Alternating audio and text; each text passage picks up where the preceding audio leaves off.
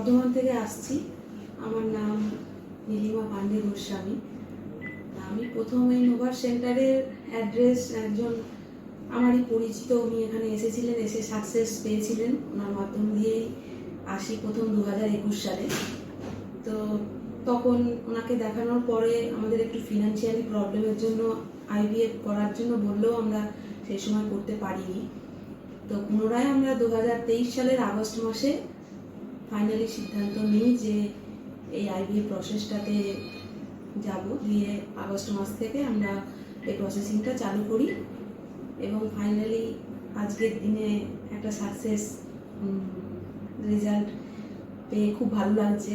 এখানে এসেছিলাম ডক্টর ঐন্দ্রি ম্যামের কাছে, তো ওনার ব্যবহার এবং নোভার সমস্ত স্টাফেদের সহযোগিতা সমস্ত কিছুর মাধ্যম দিয়ে আজকে এই যে সাকসেসটা পেয়েছি, এটাতে খুব ভালো লাগছে।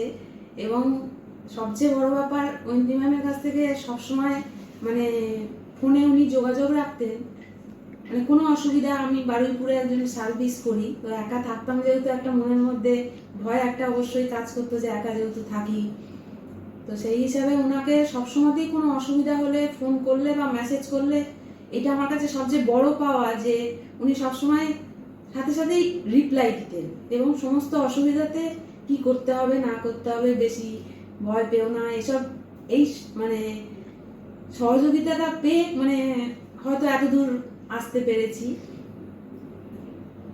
যাই হোক, যদিও এটা খুব কস্টলি ব্যাপার, কিন্তু তাহলেও একটা সাকসেস পেয়ে খুব ভালো লাগছে,